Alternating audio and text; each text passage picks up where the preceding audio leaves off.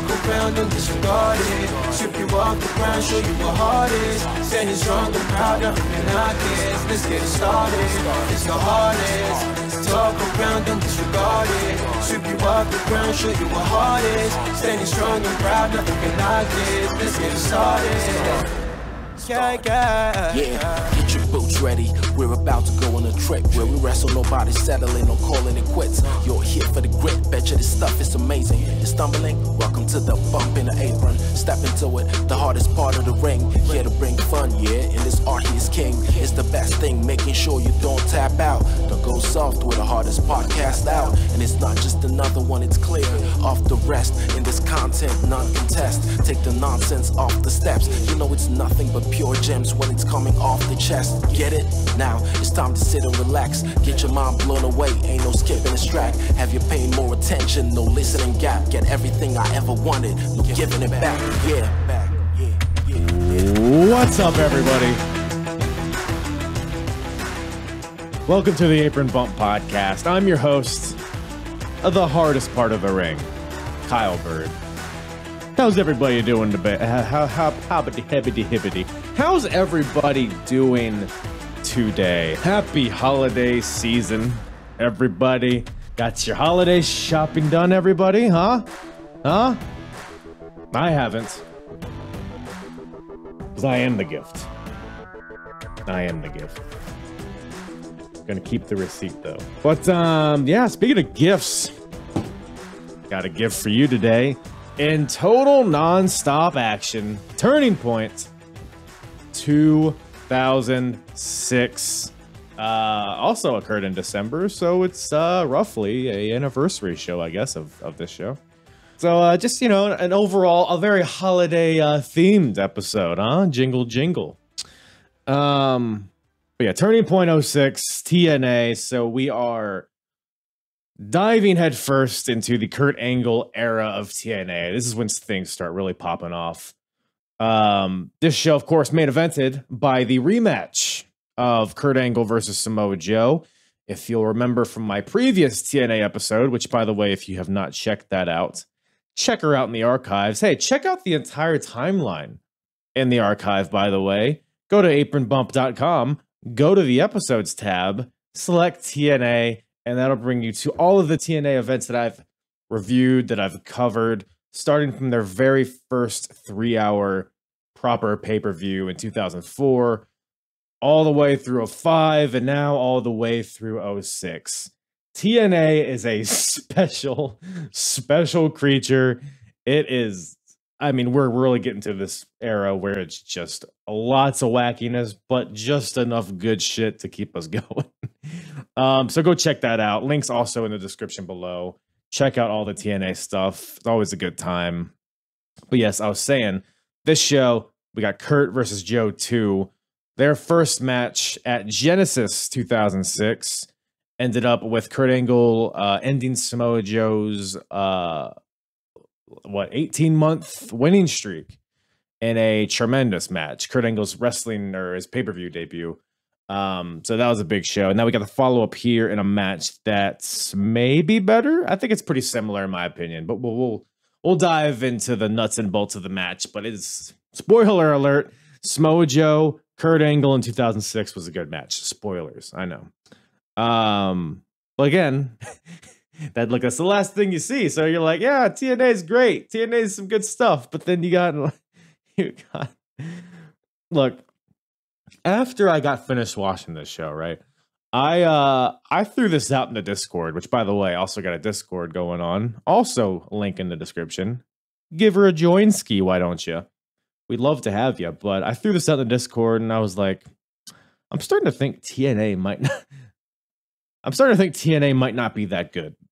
And I know it's to say it's not good would be wrong, but I think it's very hit and miss. This show had a lot more misses, I think, than hits. But like I said, it's just all over the place. It's hilarious to recap and to just talk about. But watching this show, it's like, what the hell is going on? Because you got like Kurt and Joe doing good stuff. You got Daniels defending the X Division title against Sabin, but even that's got its shenanigans. You got AJ Styles is beginning to turn heel against Rhino, and his asshole's out during this entire match.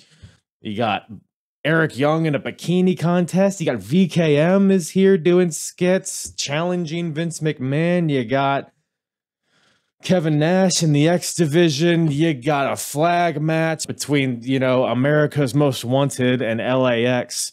America versus Mexico. No way this could end badly, right? So there's a lot going on in this show, and I think we might as well just get into it. But first, got to give a shout out to my lovely, lovely, delicious guest, Charlie from I guess he's still in the GETCHO podcast, cult faction, whatever you want to call it. Go check out Charlie on social media. He's a good follow on social media, as well as the GETCHO podcast boys, of course.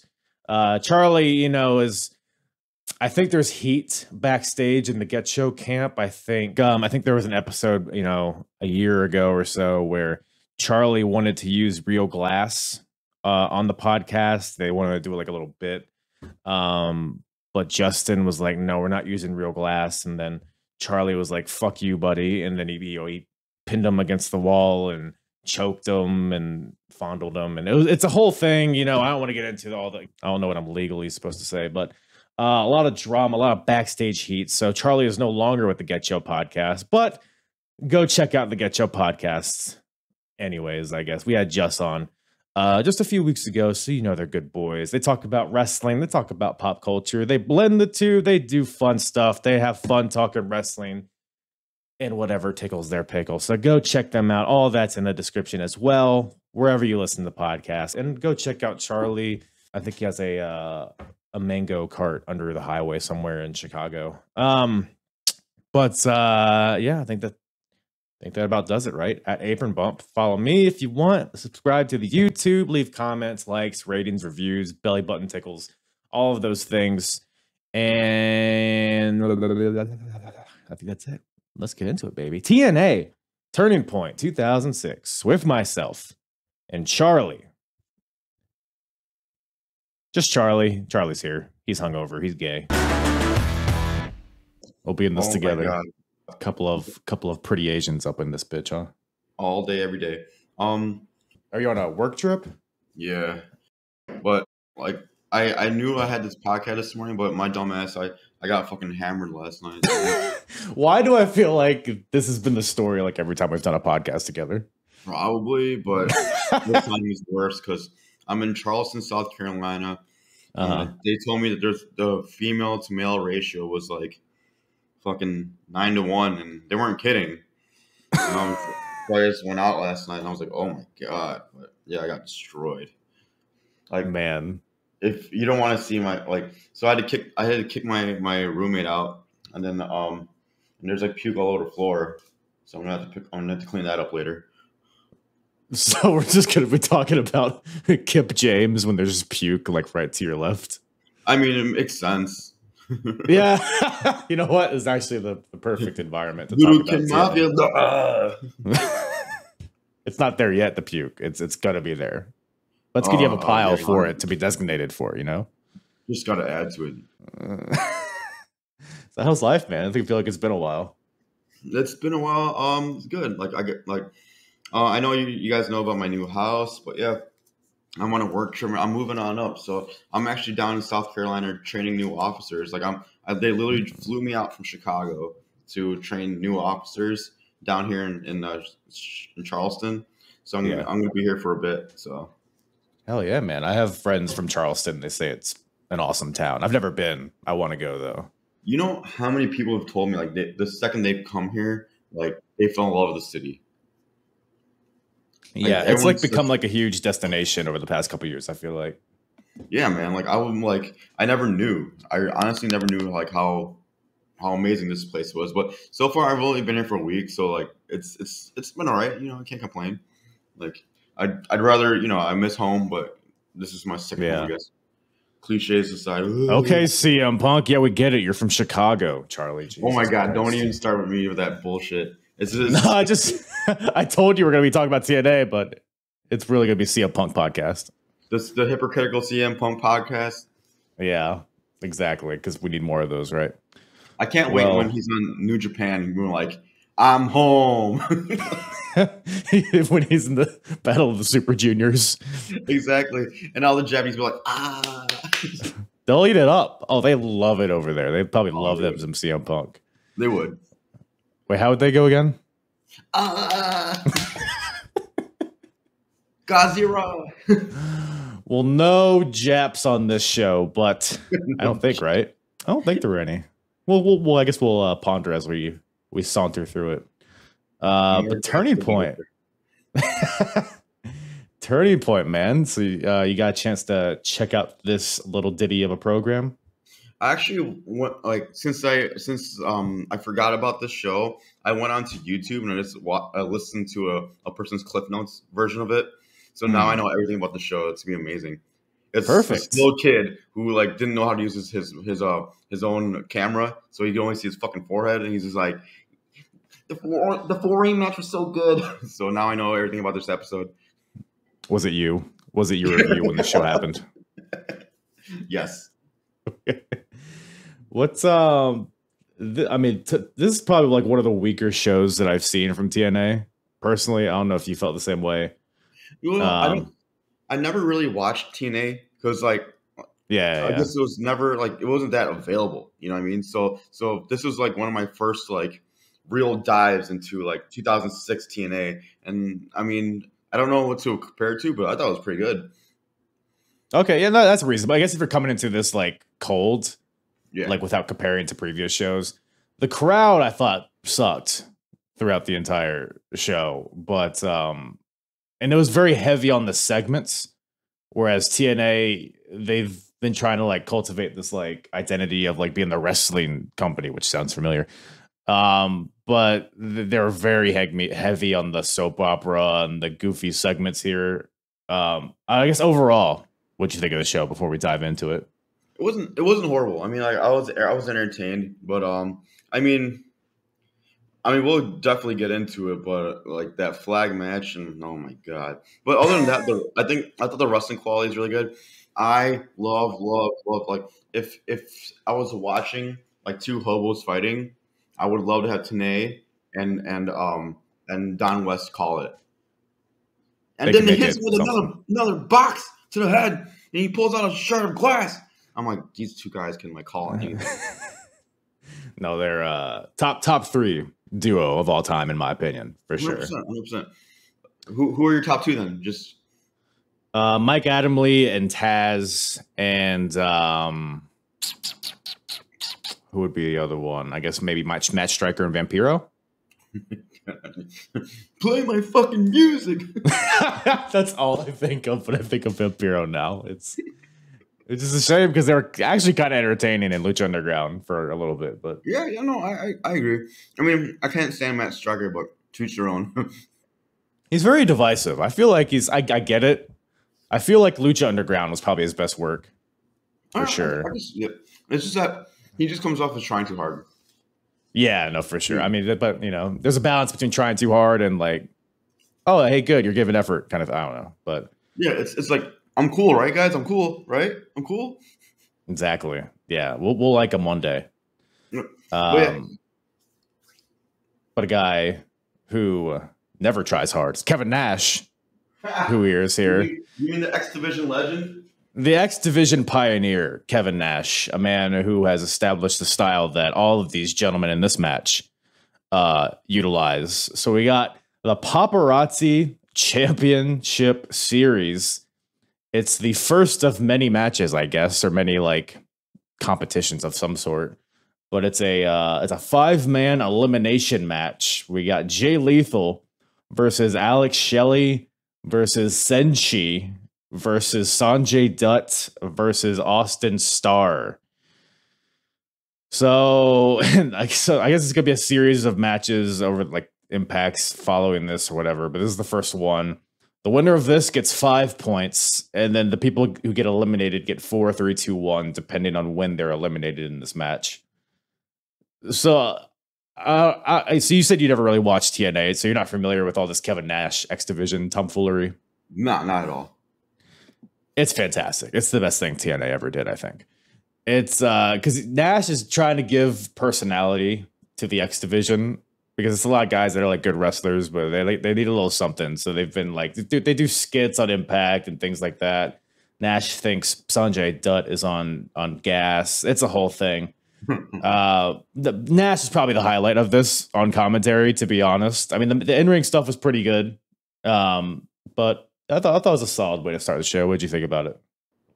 Same, like it was fun, and like I feel like you asked me to be on any podcast that Senshi or Low Key is on, Yeah.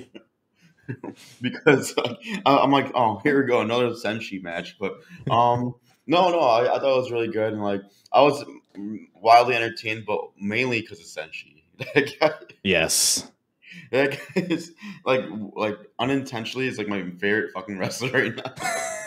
Dude, the way he annihilated Jay Lethal with that shotgun drop kick Thank you. just knocked his spleen out of his asshole, I think. Like him and Kenta are two people that I don't think that they realize that wrestling's at work. Have they ever faced each other? They have in Ring of Honor. I think it was like a final battle that year, I believe, like 2006 or something. They faced each other, and then it was probably the most stiff match I've ever seen. Like very stiff. X videos kind of stiff. But like, yeah. Sorry. Well, speaking of stiff, there's a lot of ball play in this match. I don't know if you noticed. Oh, 100%. It was like poor, like freaking, what's his name? Poor Sanjay Dutt, man. It's like. Oof. Do you think, so we got his nuts dragged along the top rope by Alex Shelley. Yep. But it's like, it's a smooth rope. So do you think that might feel good, actually? I don't know. I have to find out someday. Like those ropes now probably smell like Rogan Josh or Curry. Does the sweat, does your sweat scent depend on your ethnicity? Yeah, like the other way. Like I hit my nuts on the table and it smelled like fucking basil chicken. So I don't know. Oh, basil chicken. It's probably not that far off, to be honest. I don't know. But you are what you eat, sir. As true. That's why I am dog. So we got Lethal. Lethal and Alex Shelley. The way Lethal, they're like on a collar and elbow tie up, and then Shelley like straddles the middle rope to try to get out of the ring, and then Lethal just like casually kicks the rope up to his dick. Those were my highlights of the match, the dick and ball play. But and Senshi, of course, because this match is really, it's 5 people, but in reality it's kind of like 2 teams, and also Senshi, because it's Lethal and Dutt, who are still together to this day, because they're aligned together, and Alex Shelley and Austin Starr, aka Austin Aries, are together in the paparazzi, and then Senshi's just bald in the corner by himself. But the ending stretch, I mean, so the eliminations kind of come pretty quick. Sanjay Dutt hits a cutter to Alex Shelley and then rolls into a camel clutch because he's, ethnic, so he has to do a camel clutch. And then, so he has it on Alex Shelley. Shelley tries to get to the ropes, but then Austin Starr pulls the entire camel clutch to the middle of the ring, so Shelley has to tap out. So we got some tension between the paparazzi guys, which will come into play at the finish of this match as well. Low Key just disintegrates Jay Lethal's midsection with a kick for the elimination of Lethal. Then Austin Starr hits Sanjay Dutt with a punt to the head, a brain buster, and a 450 to eliminate Sanjay. So now we just got Senshi versus Starr at the end. So Starr hits Senshi with a brain buster and goes for the 450. But Alex Shelley's back. He distracts Austin Starr because he cost him earlier in the match. And then 450 misses because of this. And then Senshi's able to lock in a nice, tight, small package for the win. So Senshi wins, Low Key wins in a very prestigious match. They put the PCS. So good stuff, right? 100%. But it's like my one of my biggest pet peeves is like in an elimination match. You want to see people get eliminated, right? Mm-hmm. So it's like like any time that Senshi broke up a pin, it fucking like it drove me nuts. I think even commentary called it out like, oh, that wasn't a very smart move by Senshi. But look, I think he just wants to cause pain. So I guess so, but there was this one part of the match where like so there was a pin happening, and Senshi like stayed on the apron. I'm like, oh my god, he learned, he figured it out, right? So then I was like, all right. Then the next pin he went in and broke it up again. I'm like, fuck. He forgot.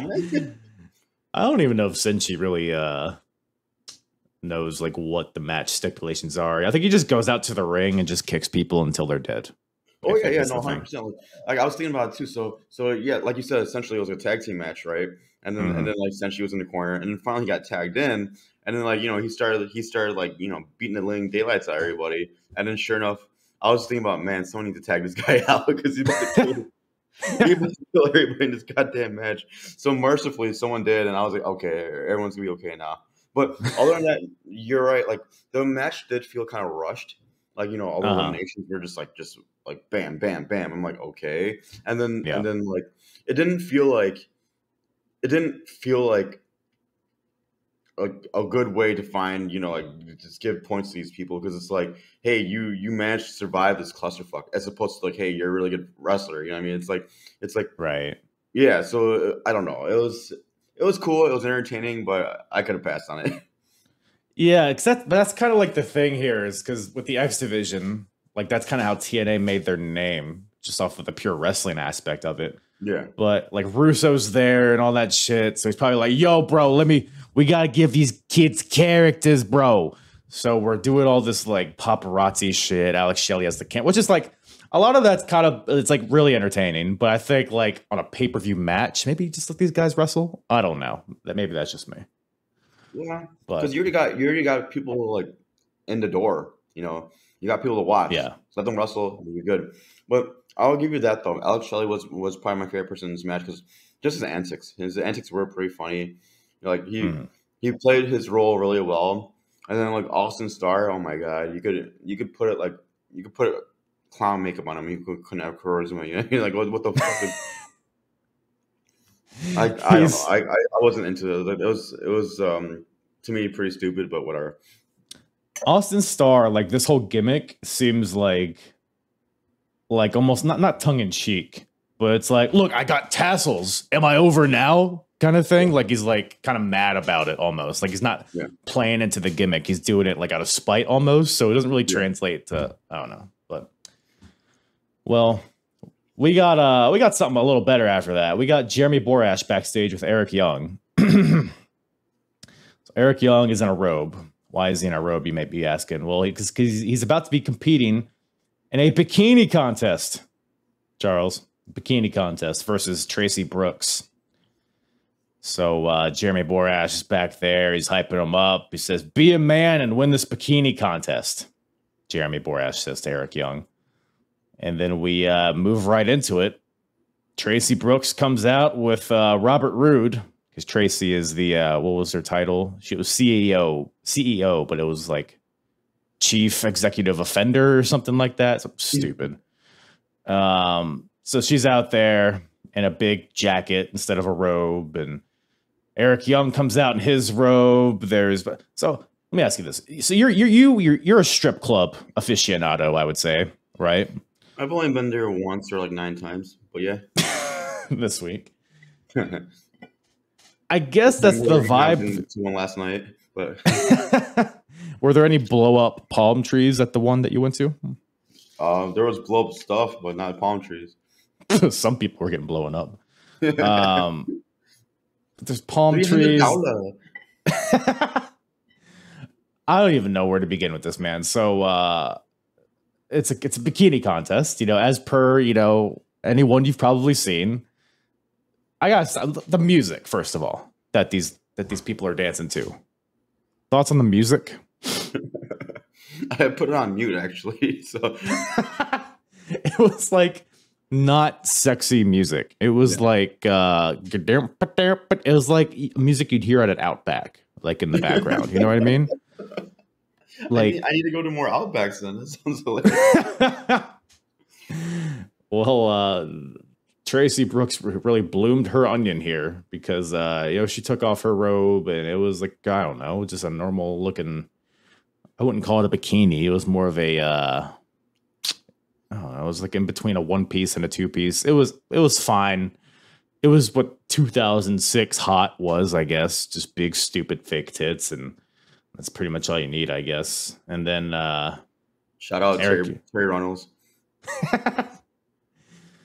Well, then the storytelling of Eric Young here. I mean, he takes off his robe to reveal a cover-up with a picture of a bikini on it. It's fun.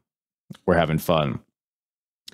Rude is pissed because he demands a disqualification because that's not a real bikini, Robert Roode says. And Eric Young says, hey, wait a second, Buster. I'm not done yet. So he starts dancing again and unveils SpongeBob briefs that he's wearing. And then Robert Roode says, no, that's not enough cock and balls for me. That's not a bikini. So Eric Young says, wait, give me one more try. Eric Young says, takes off his briefs to reveal another, just a bikini, I guess you would call this, with more SpongeBob on it. Because it's fun. And then the fans vote and they deem that Eric Young wins, has the sexier ass. And this is good stuff, right? Well, I mean, it's wrestling comedy. You know what I mean? Like, that's all I got to say. Because even back in like WWE, WCW, it's like if the wrestlers find it funny, they're going to like put it on TV. Like, oh, everyone's going to find this funny. So, of course, SpongeBob. Yeah. Sports are hilarious, It is what it was. It was just a way to like a time filler, a way to show off Tracy Brooks' body. I mean, I'll give credit to who I want to give credit to? Two people, Borash and Rude, because like those two had to know this is fucking stupid as shit. But Borash goes in there like, you be a man, and you win his bikini contest straight face, and Rude played it up beautifully, where he's like. In the end, he goes, you get Eric Young to join us because if people love him, they're going to love me too, And he says it like, a stone cold look on his face. And I was impressed. I was saying, all right, he doesn't believe this shit. But in the end, it's like he's got to say it was what it was. And mercifully, it wasn't that long, Yeah, like the story behind it actually isn't that bad because I should have laid this out in the beginning because Robert Roode and Tracy Brooks, they're like a tandem, I guess, but Robert Roode hasn't been having the success that he's been wanting, and he blames it on Tracy. And on Impact leading up to this, Robert was like, yeah, you couldn't even beat Eric Young in a bikini contest. And Tracy's like, well, I'll go challenge him to one, and that's why we're here. And like you said, after the match, Eric Young wins the bikini contest, and Roode's like, hey, what's your problem? I want you to go to Eric Young, and you do anything you have to do to get him to join Robert Roode Inc., which is more or less saying that, hey, go suck off EY so I can get over as well, pretty much. So it all makes sense, I guess. But I don't know, I'm just waiting for beer money at this point. This era of Robert Roode is like, I could take it or leave it. But you might be thinking, well, after that, we're surely to get some good wrestling. Well, before that, we got to go to the DX locker room. What does DX stand for, Charlie, if you remember?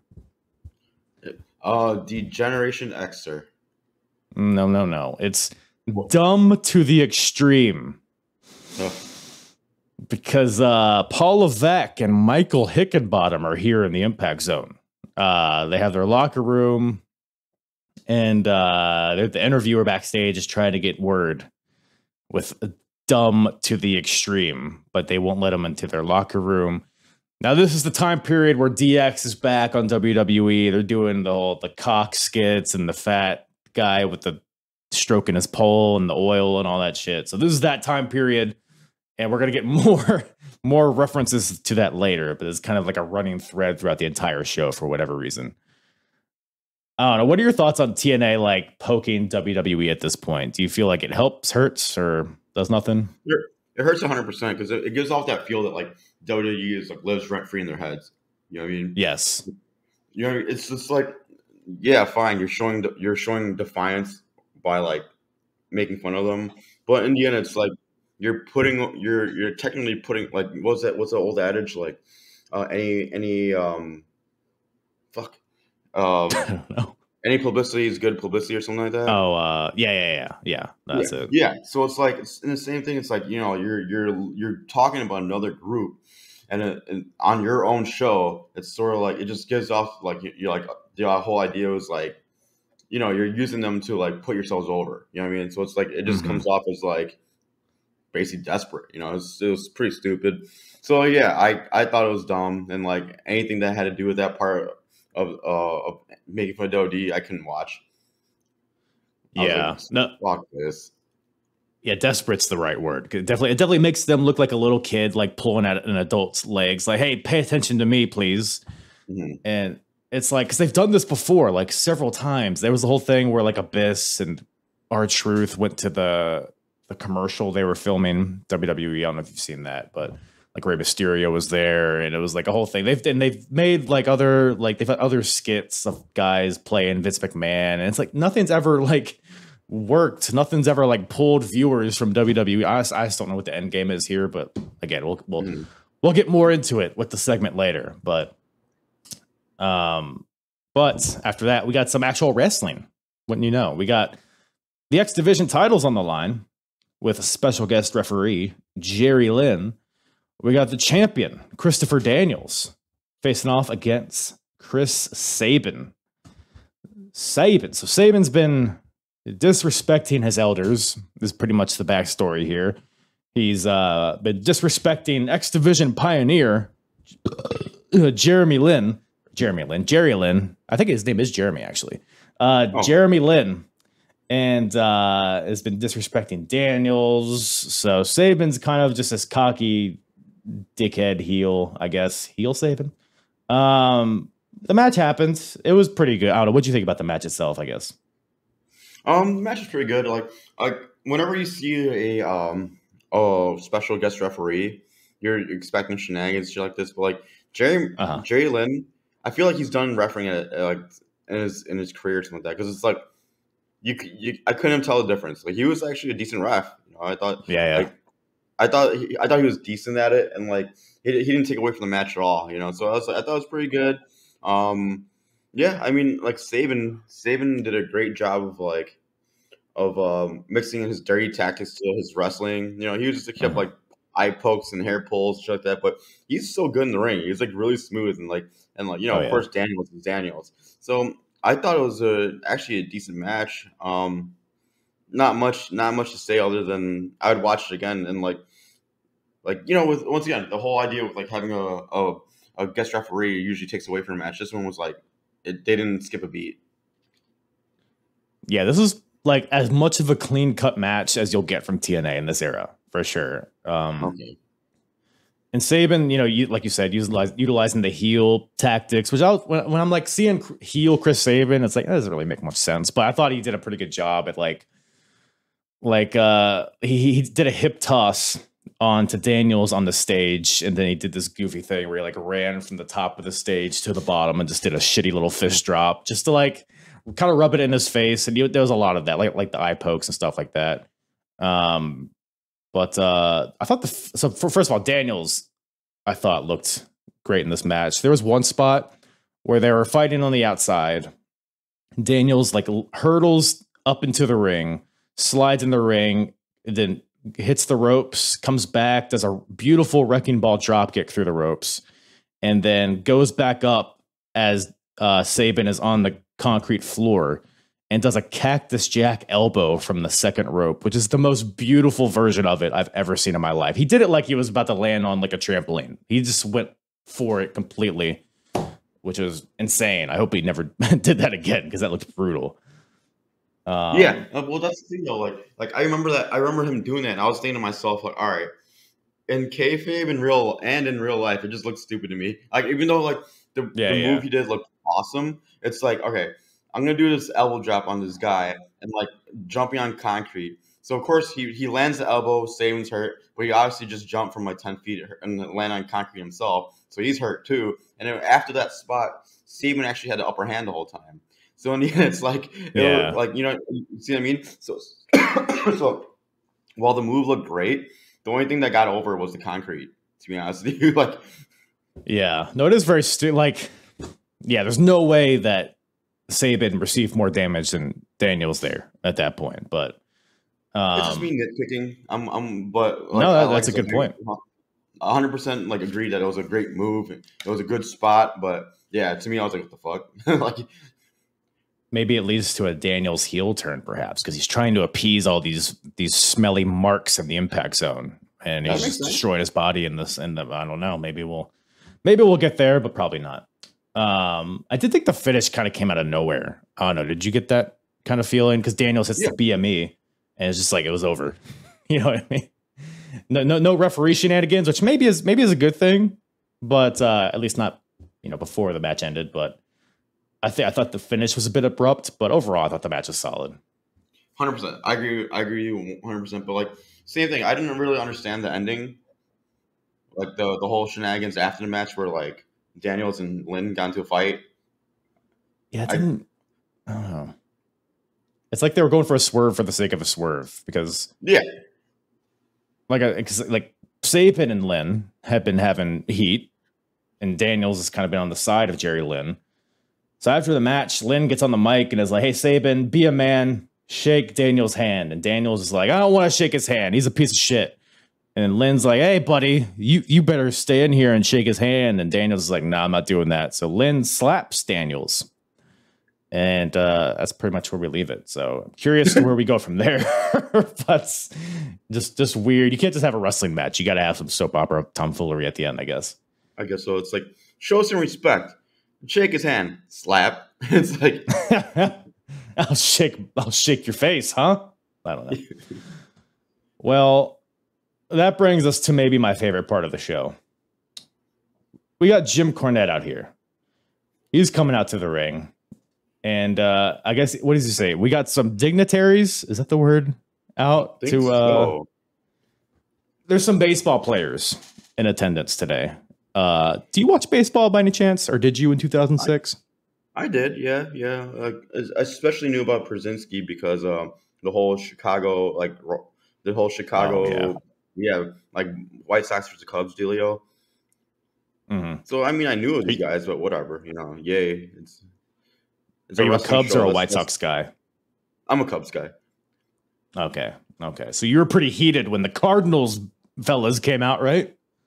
Oh, 100%. Well, that's the thing, though. I hated them. I hated everybody. Yeah, that's a good point. That's actually because we hate the Cardinals and we hate the White Sox. So for me, I was just hoping the ring set on fire. So.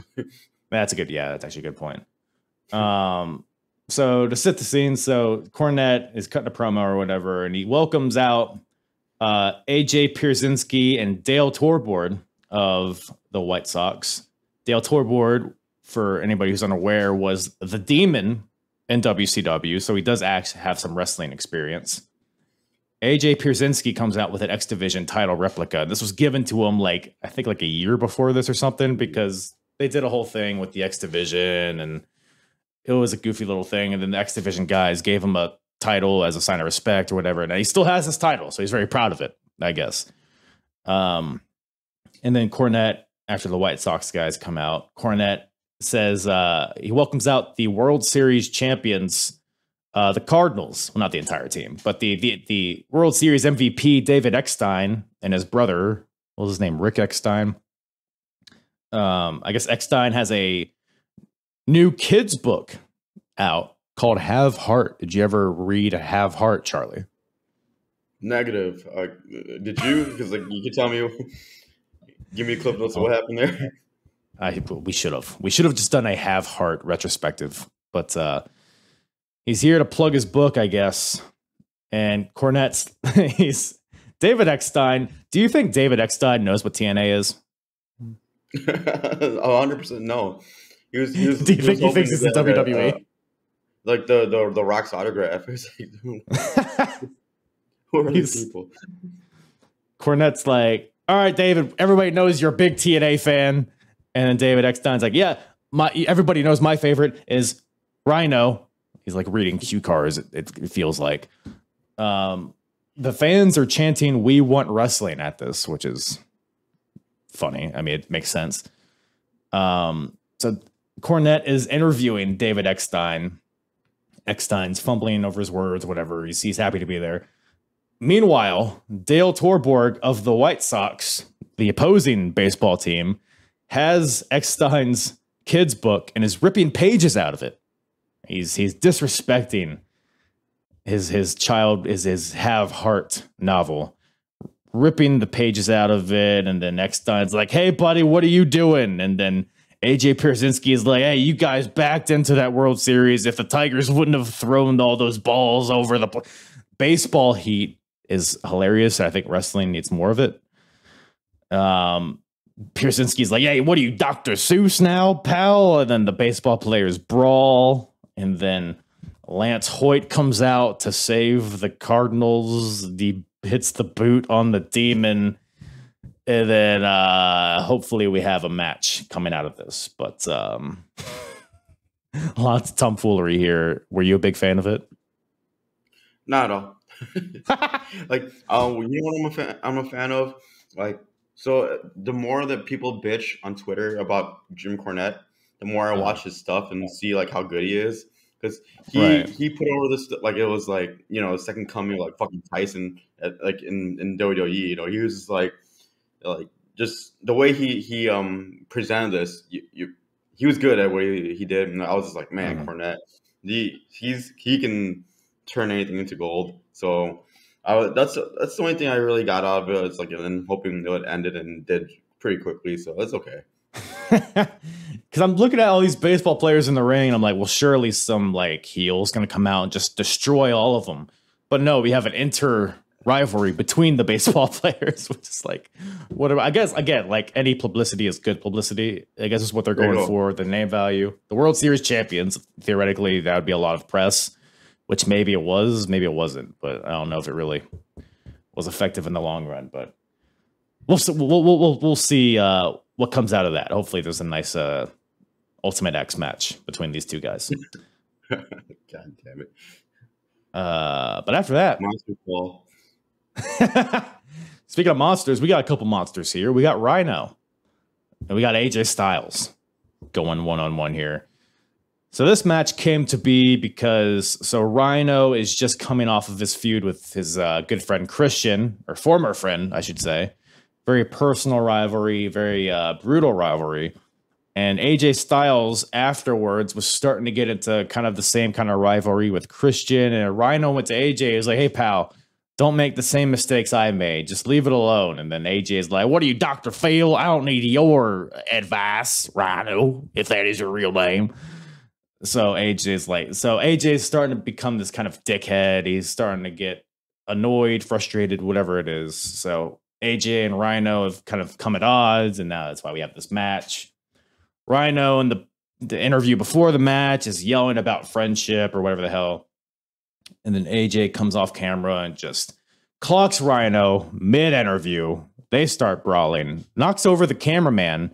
So we are left without visual of this brawl for what seemed like 10 minutes. I think it was like 2 minutes, but it was a very long time. We finally get a camera back there. They're still fighting backstage. What do you think about this? I guess the match in general, but just like the brawling atmosphere of this match, like fighting in the crowd and all that. It was a nice gem for the people there. You know, like if I was there, like, oh, they just came right by me. Yeah, cool. But any of those spots never come off good on TV. It's just like, you know, punch kick. So it's like I could have done without it, but it's fine. You know, it's like I've been to shows where it's like the wrestlers come by you, and it's like one of the coolest parts of the show, you know.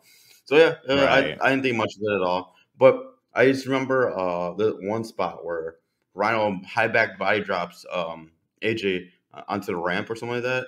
My God, that was such a cool move, cool part of the match. And so there was like a lot of cool spots in this match, and I thought it was actually pretty good. Like, you know, this clash of styles. Oh my God. Nice. Fun. It was a what? No, it was a what, Charlie? Say it again. A clash of styles. Nice. Good stuff.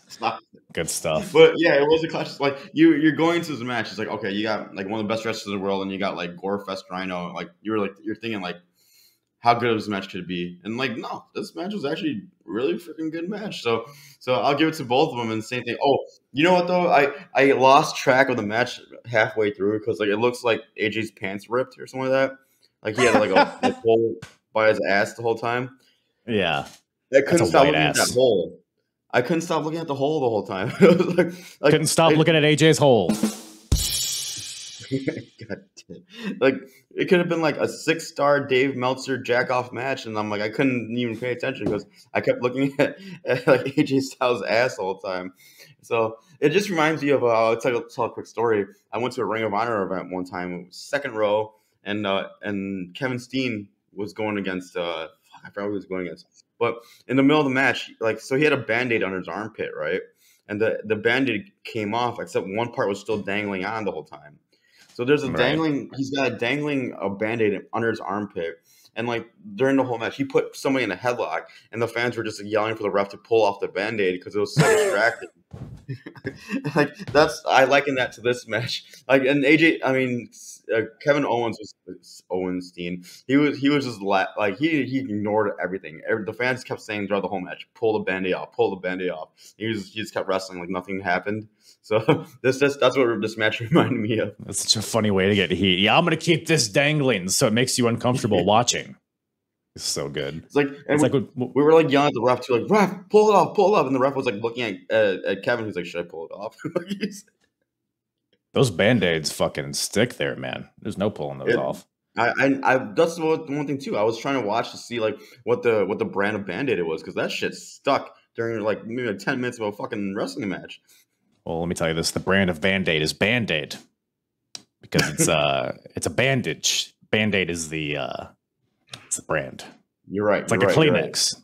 It's fun. 100% you know? It's like when people have like the kinesio tape on their shoulders and then it like falls off, but they just wrestle it with it dangling like a fucking tail for an entire match. It's so, oh God. But similar to that, I almost had the same exact note of his white ass on display. Like it doesn't matter what he does. Like he hits the most beautiful drop kick I've ever seen, but I don't care because I'm just like, why is your ass out? Like this is all I can pay attention to. But yeah, like that spot, the backdrop on the stage was gnarly. Like from one camera angle, because you saw how high AJ got and landed, but then the other camera angle showed how he landed. He landed like on his shoulder. It's like, how did it not pop out of the socket? And I do like, because this is a clash of styles, but AJ, I think it blends well because you have Rhino, who is just this big dude who ragdolls people, and AJ, who is just so good at getting ragdolled. So it's like when William Regal and RVD face each other. Like it just makes sense. Like they like exemplify their strengths against each other. So like when Rhino would hit like a belly to belly or a spine buster on AJ, just like that much more devastating. And AJ, who is newly heel, so he's like kind of just dipping his toes into the water from that character aspect. There's one point where Rhino's on the outside. AJ's about to go for a planche over the top rope, but he's like, nah, I'm not doing that. So he's very aware of his character, and I think he's like getting it over pretty well here. Towards the end, AJ goes for the Styles Clash, but Rhino counters it into a backdrop, sending AJ to the floor. AJ lands on his feet, but his knee pops. Oh my gosh, AJ's knee, he's injured. The trainers come out. They're all looking at his knee. AJ can't continue. So I'm sitting here watching this like, man, we were watching a great match. I wish we could see the finish, but I guess we're not because he's injured. He's absolutely not playing possum here, AJ. So AJ, the trainers start carrying him to the back. Rhino turns his back, and then AJ sprints into the ring, rolls up Rhino. Camera completely misses it. They just have the camera on the fucking ring announcer for whatever reason. Because they're about to call the match, I guess, is the thing. But AJ gets in there, rolls up Rhino, gets the quick, shitty victory, and skedaddles. So I thought this was a very effective match for the feud. I thought it was actually a pretty solid match in general, but I guess it exceeded my expectations. It was pretty good. Yeah, no, I agree. Like this match was a good like there was a lot of high impact. There was like a high, like you know, just like There's a high what? impact. Oh, Man, we're cooking with gas. We're cooking with gas now. this match was total nonstop impact. Oh, okay. Nope, don't. There's no actual crickets. Stop. Well, no, it was a good ass match. I guess it kind of got AJ over as a heel with the ending. It's like, let's have an awesome match and then fuck it up and like in the end. So it is what it was, and like I actually enjoyed this match quite a bit. So Yeah. No, yeah, like I said, effective. I think both guys looked good coming out of this, and sets up a rematch, which I know eventually culminates into an Elevation X match. Do you remember that by any chance? negative. I don't know what that is. It's a scaffold match, which I believe is on Destination X, but it's like in the shape of an X, the scaffold. So we're leading to that, but that's like fucking 3 months away from this. So I guess we got a lot in the way of that. But well, Vince McMahon's here. That's crazy. He's backstage. He's walking around with his cock in his hand. Oh god. Because it's a chicken. It's in a cage. He's walking. Oh, there's my cock. So Vince is walking around because this is when they're doing, again, on WWE programming, they're doing the Vince Loves Cock shit with DX. So they're referencing that. I guess they're making fun of the fact that it's not funny, or maybe they're trying to be fun. I don't know. It's like, what is it, parody, or are you just trying to do the same thing? Kind of is how I felt. But again, just more threads leading to the VKM segment later in the show. But before that, we got ourselves a flag match. It's not a flag match. It's a flag ladder match. I'm sorry, it's not a flag ladder match. It's a flag reverse ladder match. The team of America's Most Wanted, Chris Harris and James Storm, versus the Latin American Exchange, Hernandez and Homicide. You got Gail Kim with AMW. You got Conan with LAX. What do you think of this match, like the stipulation conceptually? I thought it was hilarious because I think there was one point where commentary was like, basically there's no rules except, and then Don West had to go into all the rules and except the very specific rules. It went on forever. It's like you got to you have to go to the other side of the ring, grab the opponent flag, grab your flag from them, then go up and hang it up, and like it was just I don't know, like whoever thought of it, way too much, putting a hat on a hat on a hat on a hat. So it's stupid, but other than that, the match is fun. Like I love the setup though. I love the prior to the match, like, you know, Conan's interview and like the video package. I thought was hilarious. Like I thought like Conan was like when he said AMW and Lucy Liu, that shit popped me. Yeah. And then, it's and like, oh, go ahead. Sorry. No, you good. No, and like the other part I was like thinking was like, you know, like LAX has the advantage because, you know, because AMW's valet is Gail Kim and their valet is Conan. So it's like, right. Yeah. Gail Kim's not American, I don't believe. I think she's Canadian and also Asian. So yeah, 100%. So everyone's like saying USA, USA. She's like, well, whatever. I'm indifferent to this. Yeah. Yeah. At this point in TNA, I would say LAX is probably the best act they got going. Maybe outside of the main event stuff, which we'll talk about. But from a character perspective, just great shit. I mean, they got massive heat. They're really playing into the politics going on in America at this point, with people crossing the border and people preventing it and all that stuff. So they're playing into it. In hindsight, it's like, all right. I mean, I guess you guys are making some good points, but AMW's coming out here like, get out of my country kind of thing. So that's pretty much what this feud is. By the way, LAX are the tag team champions. I'm curious as to why the titles weren't on the line in this match. I guess it's not about titles. It's about patriotism, right? Because the winner of the match gets their national anthem played. So we got high stakes here. We got high stakes. And as you mentioned, so the premise of this match is you gotta, each team's flag, the USA flag and the Mexico flag, are in each corner of the ring.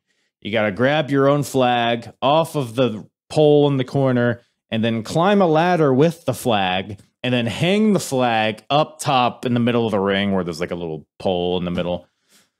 So it's a lot, like you said, it's a hat on a hat and a hat. I feel like any reverse ladder match is just stupid. Like the King of the Mountain stuff, it's just, I don't know, it just feels dumb. Like it's backwards like by nature, but it just doesn't feel like it works. But the match itself, I thought was actually, there were some pretty fun spots in here. Did any spots in particular catch your eye?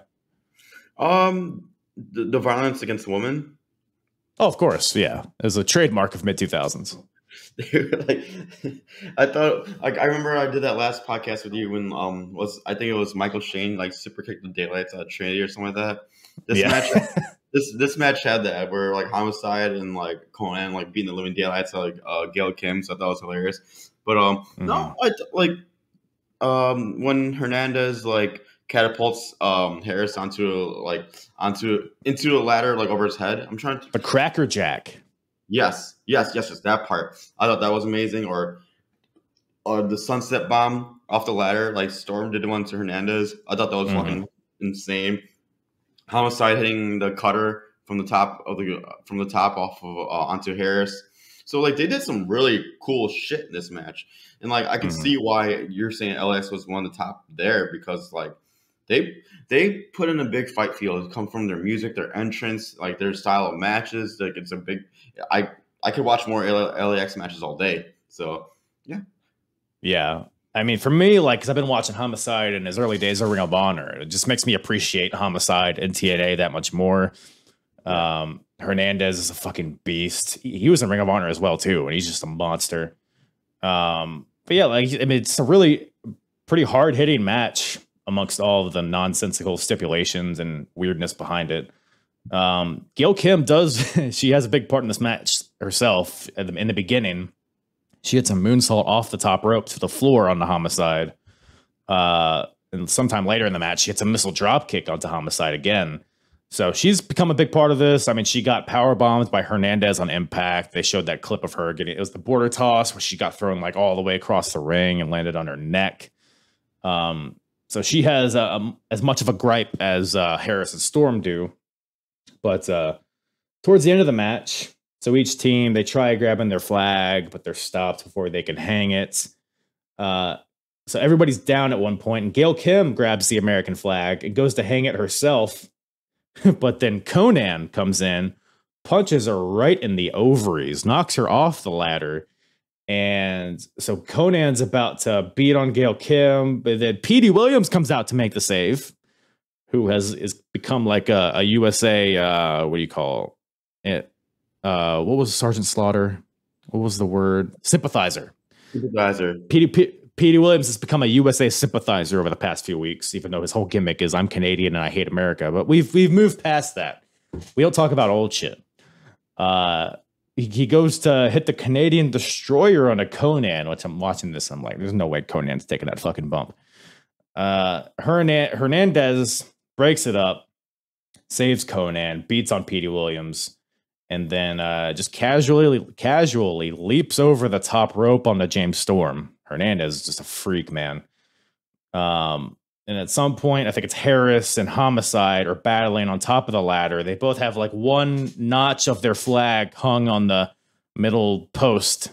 They both need to just get that other side of the flag to win the match. But then James Storm comes out with a beer bottle, hits Homicide in the back of the head with the beer bottle, but the glass of the beer bottle goes into the eye of Chris Harris, taking him out of this match completely.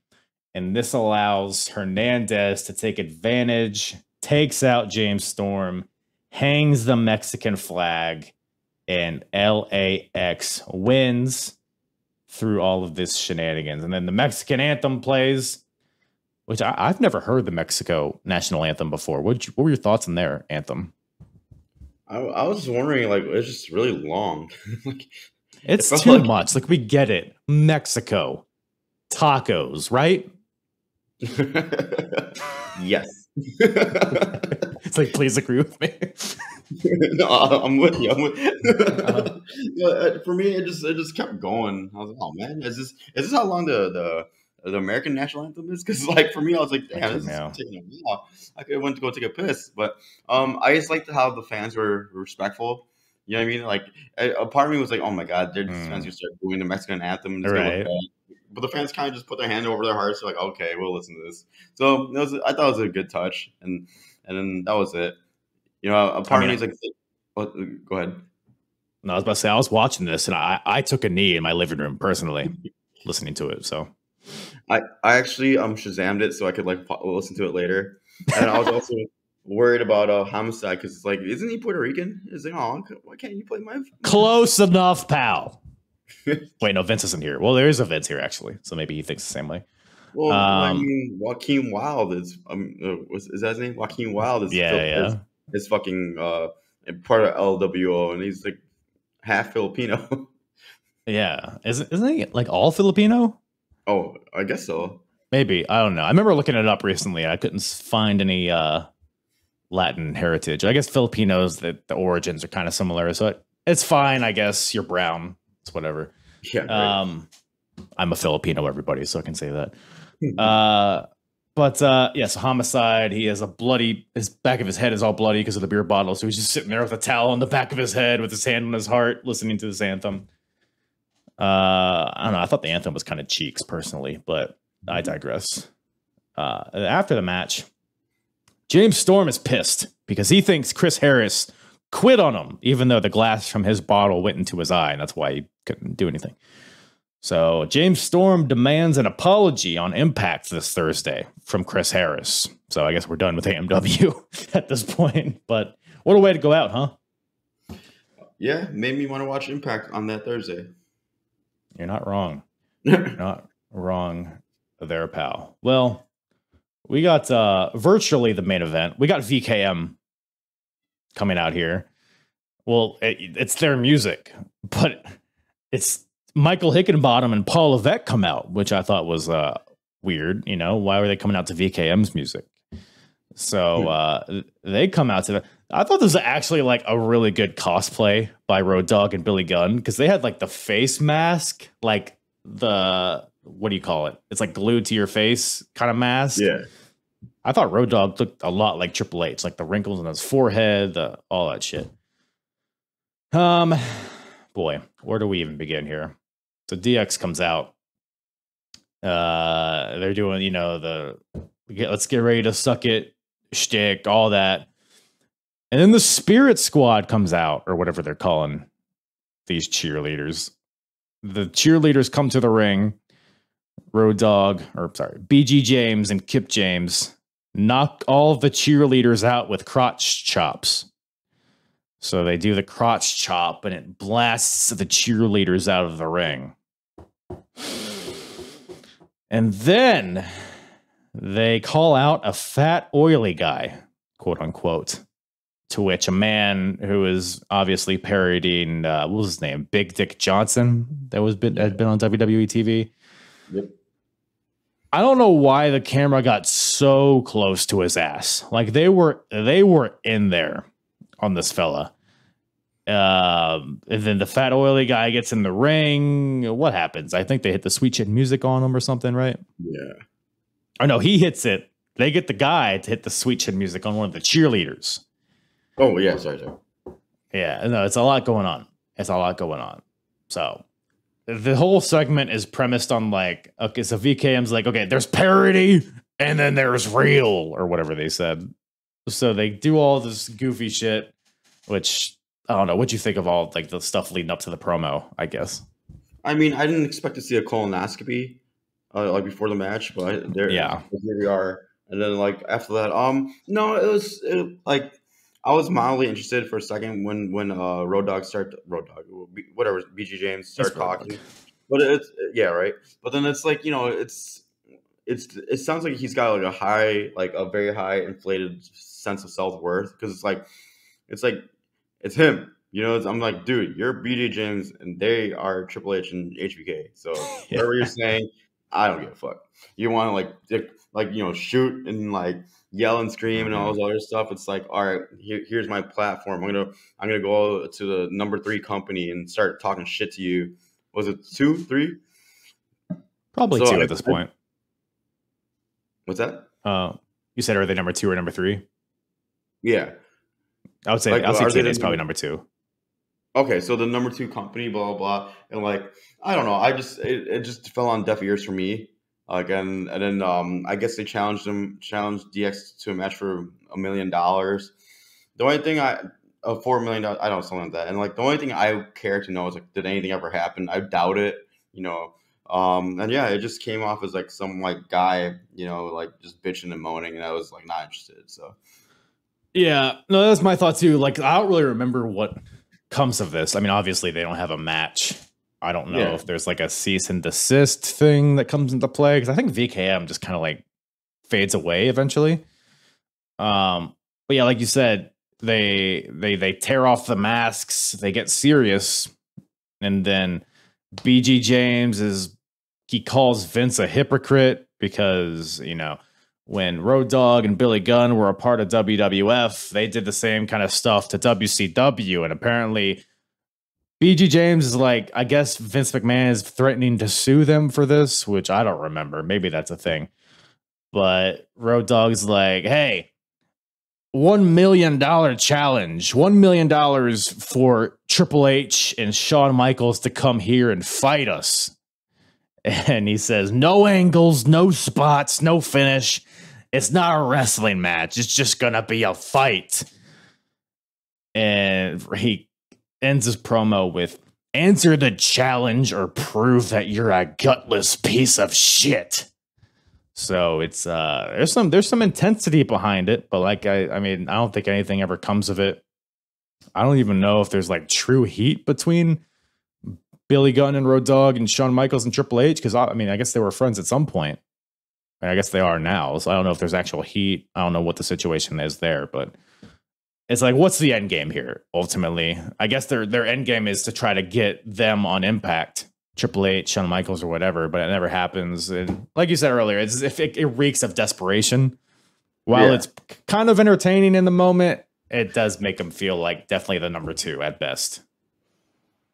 I mean, when you look at DX, like who do you think of? You know, you think of Triple H, you think of HBK. You know, it's like these guys are just fucking, you know, the lackeys. It feels like, so it's like you got the lackeys like, oh, I'm ready to fight, blah blah. It's like, it's nothing I actually want to see. So yeah, whatever. You know, it happened, and good for them.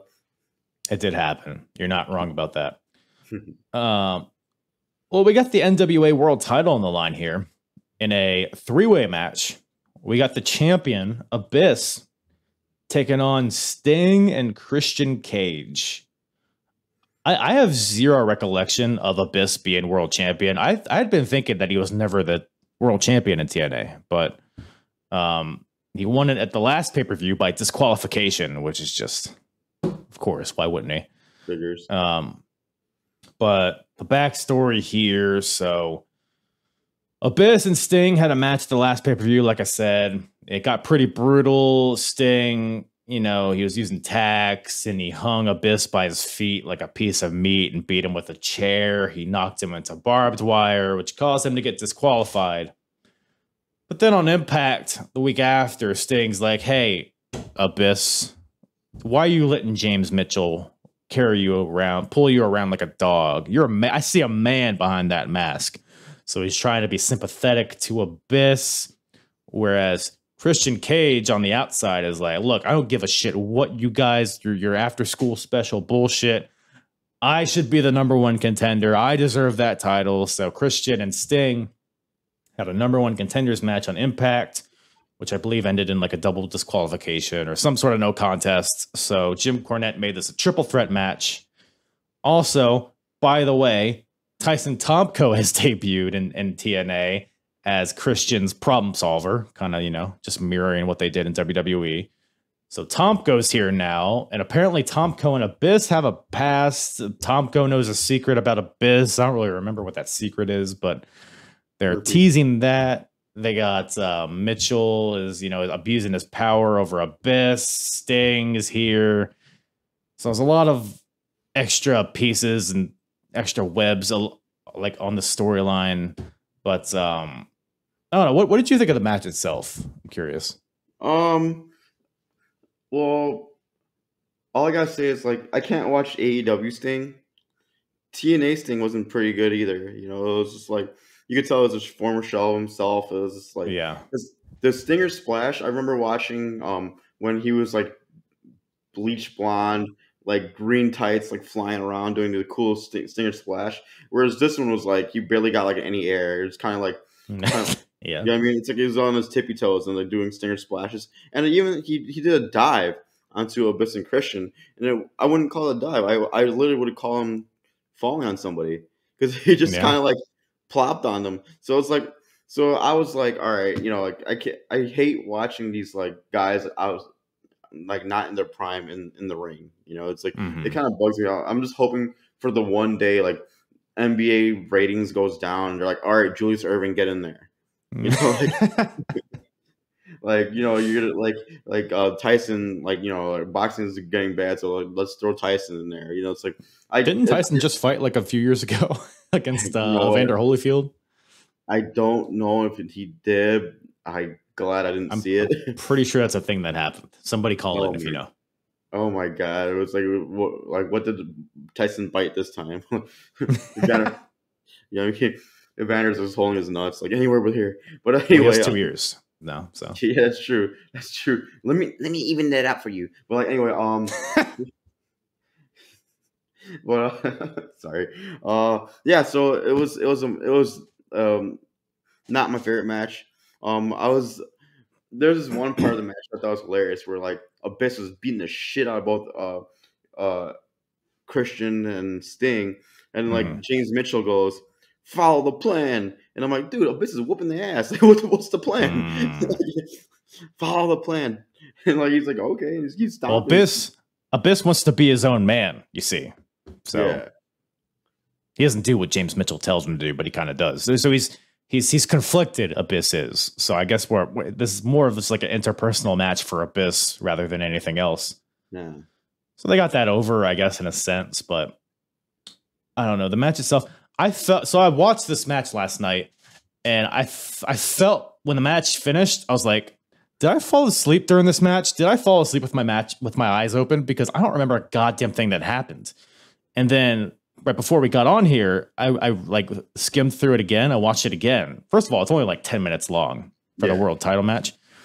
It's like everything happened, but also nothing happened in this match. It was just like, I don't know. It was a triple threat match, so by nature, it's going to be kind of chaotic.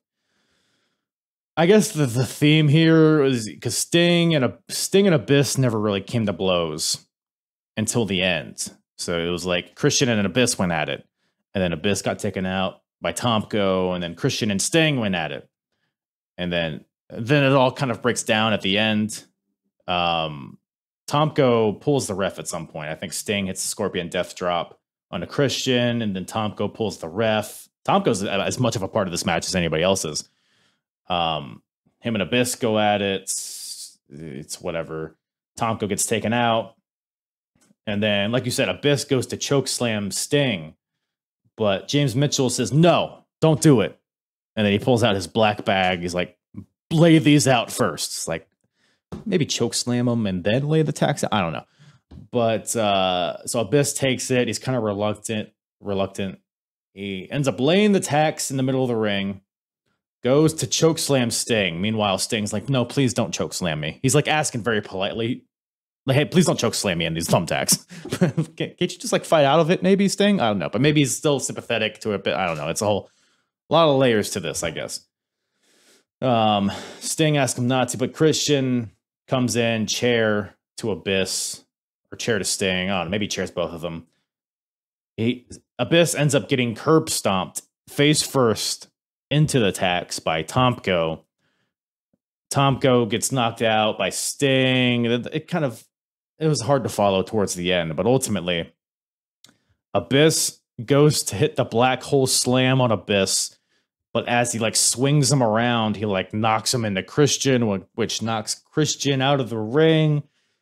Hits the black hole slam on Sting. I couldn't tell if he was trying to land in the tacks or not, but he completely misses the tacks that are in the middle of the ring.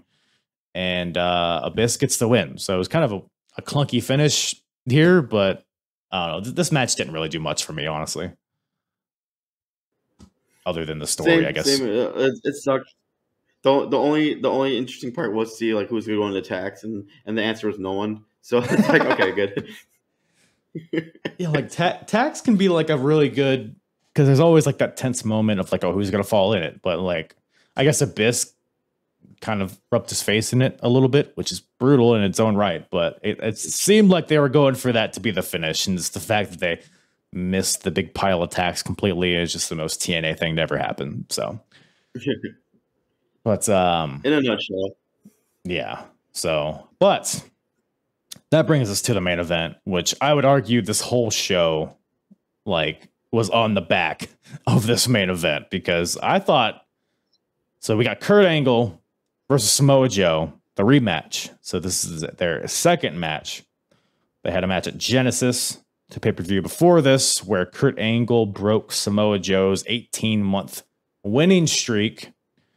And, Kurt Angle, like in the video package before this, he's like, hey, when I was in the Olympics, or when I was amateur wrestling, I lost to this Iranian guy, and I ended up facing him in the finals and beating him. So if I was able to get a second chance, I should be able to give a second chance to Samoa Joe, who's one of the best in the world. So that's kind of why we're having this rematch here.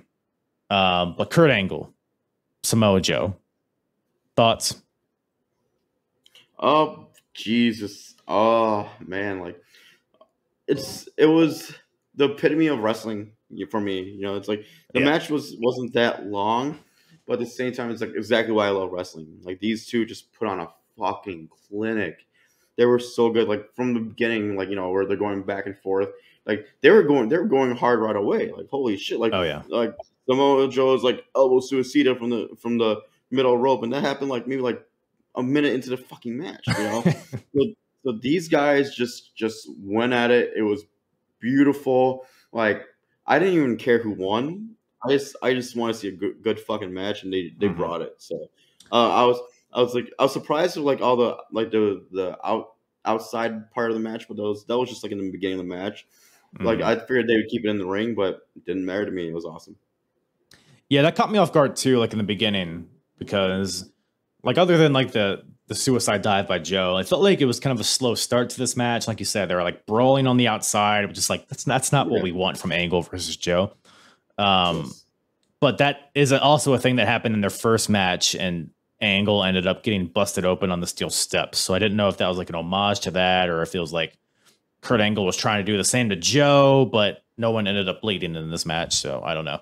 But no, I completely agree. This is just like, these guys fighting each other, it just feels genuine. Like, it feels like a genuine competition. It feels like these guys like respect each other but don't like each other.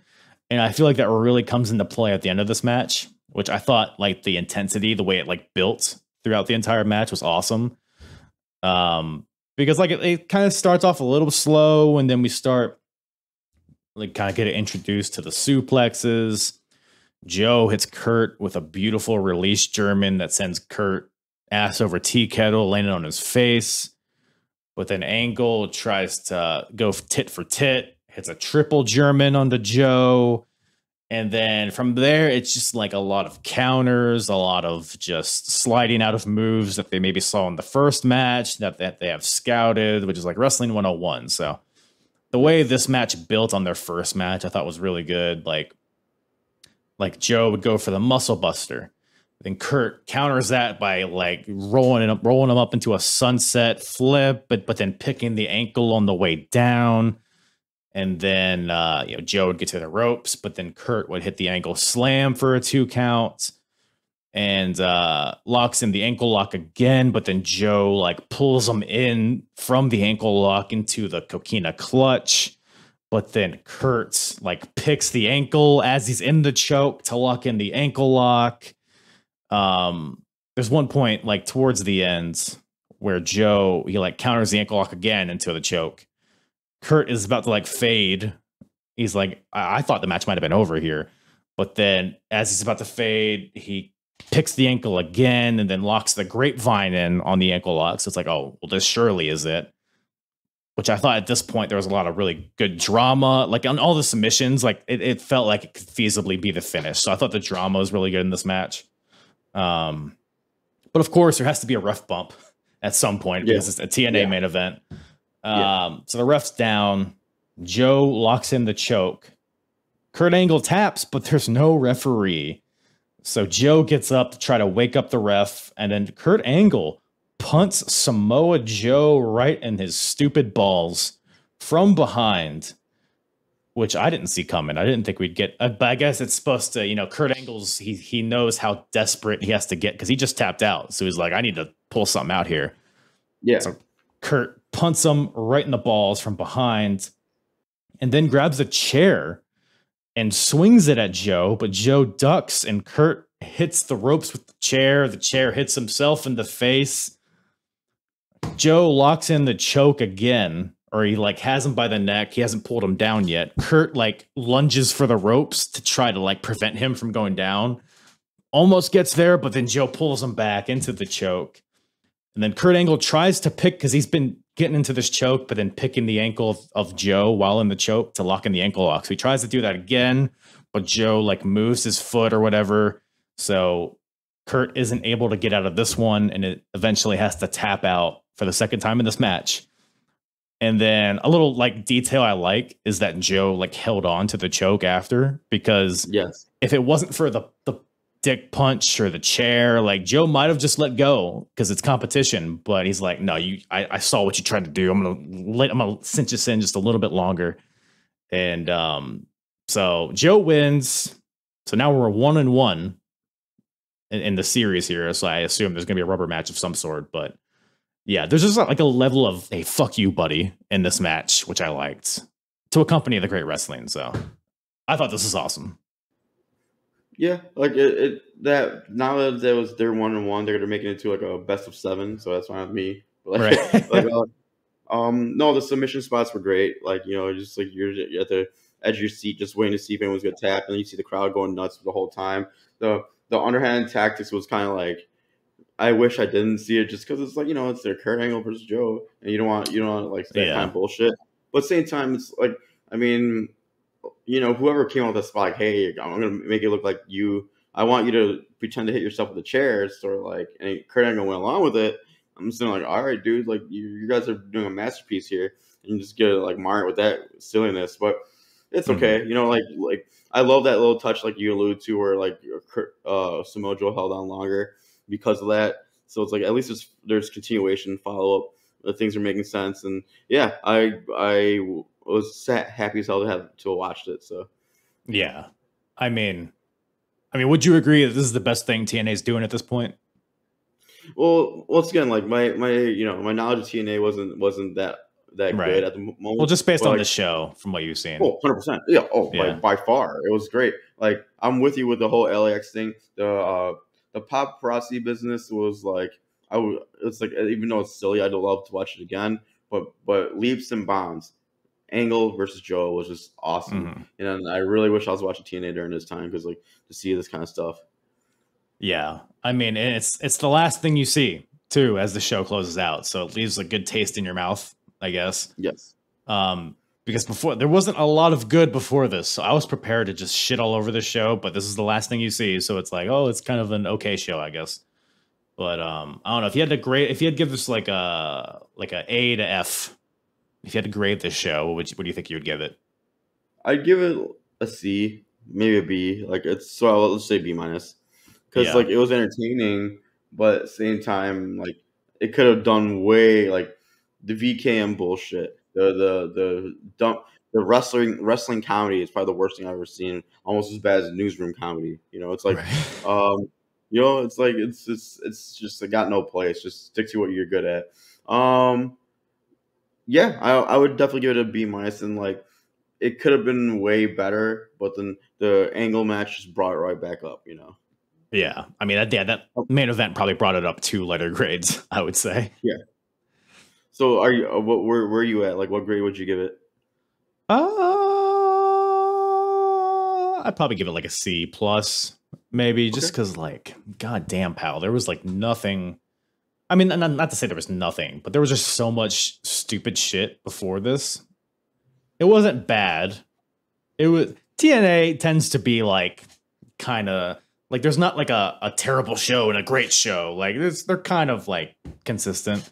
Okay. But this is like a particularly like an era where there's just a lot of the crash TV shit, or you get the full brunt of Russo in this time period. So sometimes it's fine, sometimes it's not. There's a lot of not on this show, but at least we got some baseball players. So yeah, man, Russo has been hanging his hat a long time off the NWO stuff because like ever since then, whatever he touches like been whack. Well, I don't think that was. I think Russo was in WWF at that point, wasn't he? Was he? Well, I think Russo had a lot involved with like Stone Cold and stuff, I think. Oh, well, I mean, then good for him on that because like Stone Cold was like the best thing in wrestling for a long time. So power to you, Russo. Not in this case with TNA.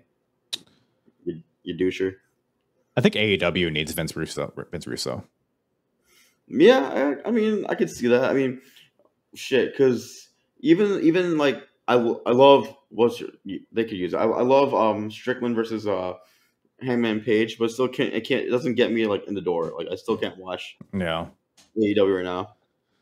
You didn't tune into Rampage to see three luchadors versus 3 other guys? I have no idea who these people are. Nobody does. But okay. You know, like I'm kind of interested now to see what these luchadors are, but nah, forget it. I mean, it was like Penta, El Hijo, and Commander. So it's like, but it's like every week it's just like, I don't know. It's the same kind of stuff. Like just a quick aside. Like I went to an AEW show, and like after that, I can't watch any Penta matches because it was just like move, Cero Miedo, move, Cero Miedo, and like nothing ever made sense. So it was just like hit a move, get back up, hit a move, get back up. At least with this show in TNA, a lot of it made sense, and it was a big fight feel throughout because like the whole X Factors thing, they presented themselves as a real fucking wrestling company, as opposed. I mean, like Eric Young aside. This show showed me that TNA like they took themselves seriously, and I loved it.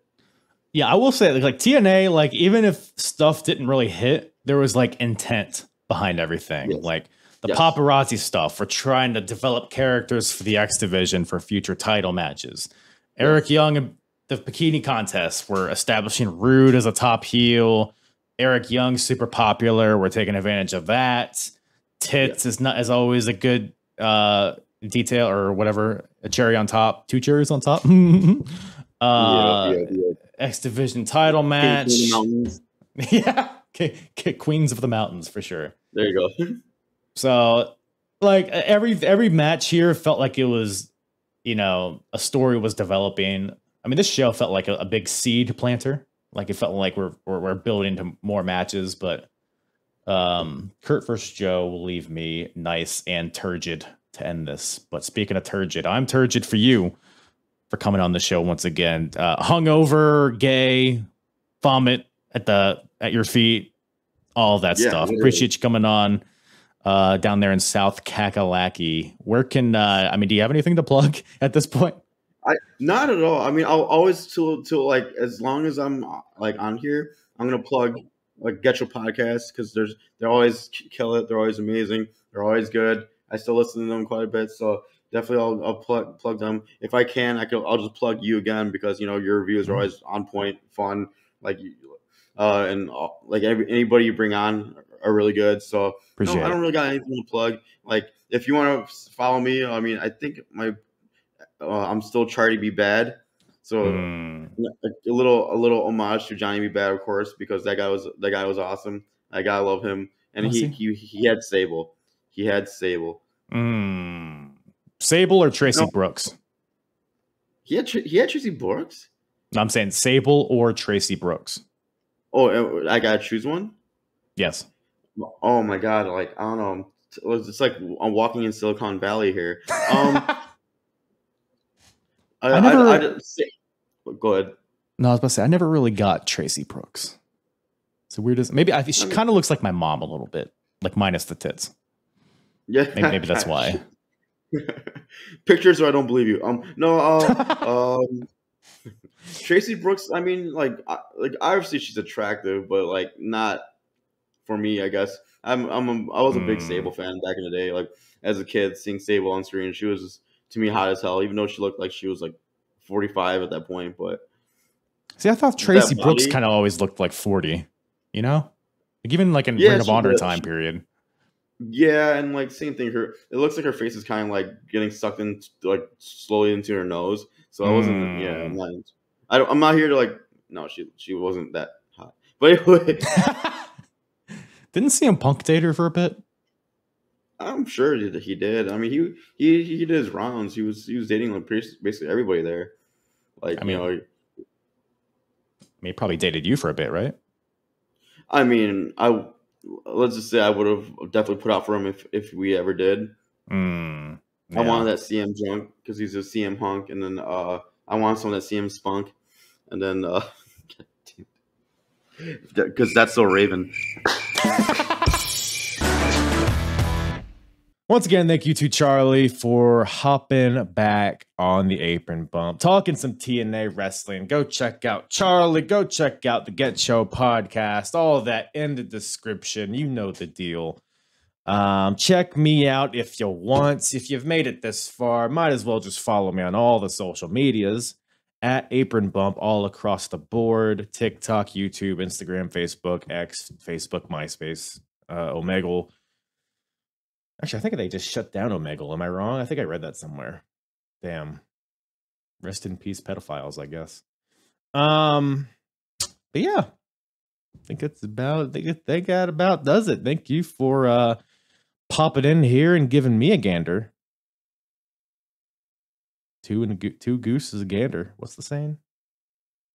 What's good for the goose is good for the gander, and what's good for you is to